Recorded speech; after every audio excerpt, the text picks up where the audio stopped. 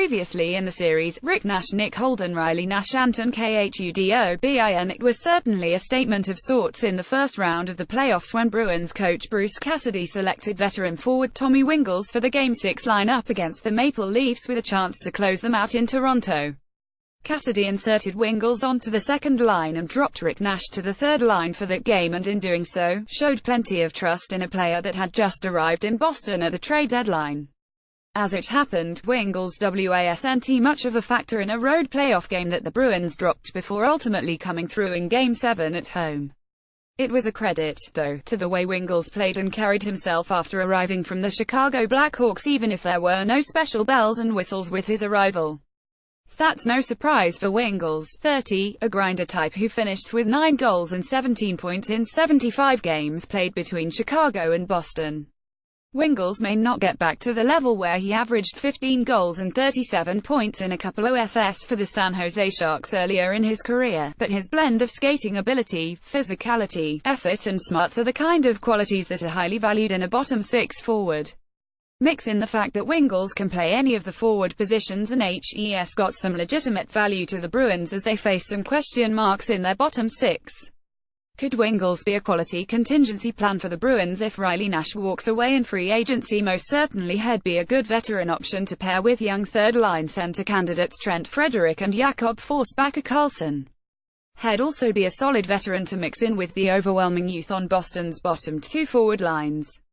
Perhaps that's why Don Sweeney certainly left the door open on re-signing Wingels when he was asked about it several weeks ago at the NHL Scouting Combine. We're trying to figure out, that's another right shot, so where they all fit together. In a depth role, in a situation, in the right situation, he could return, said Sweeney. Tim Schaller follows the same category in terms of what he may feel internally versus externally for opportunities for him. In other words, it may come down to whether Wingels wants to play a lesser role for the Bruins, a team with cup aspirations, or if he wants to play a bigger, perhaps everyday role for a team with more holes to fill up front. For his part, Wingels enjoyed his brief time with the Bruins where he posted 2 goals and 5 points in 18 games with the black and gold after the trade deadline. I enjoyed my time here. I was treated incredibly well, from the management to the coaches to the guys in this room.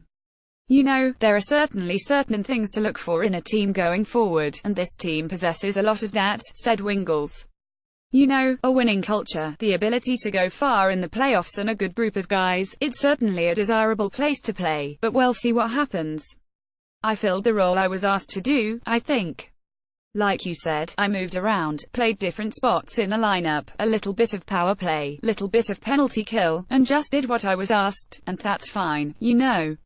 Like I said, it's part of my game, just kind of filling those roles, and it's a great group of guys here. They didn't need too much added to the lineup. I thought at the deadline, they were a very deep team already. I just tried to come in and help, and I thought I did that. Wingels signed for 1 year, $750,000 with the Blackhawks last after spending most of his NHL career with the Sharks, and, at 30, is probably looking at something very similar, more or less, for this. Certainly, the Bruins are going to looking to hedge their bets if Riley Nash does walk away. They should be in the market for more of a veteran fourth-line presence on the roster regardless of what happens with their own free agents, whether it's a versatile hustle guy such as Wingels or more of a heavy-hitting, intimidator type, such as Ryan Reeves or Matt Martin. One thing we do know is that Wingels already has the trust of the coaching staff, and that's the kind of thing that can go a long way when building a new roster in the off-season. Like many veteran players, it will probably take a couple of things breaking right for him to return with the Bruins next after serving duty in the final few months of last. Still, Wingels certainly has more than a few things going for him if both he and the Bruins decide that Boston would continue to be a good landing spot for him.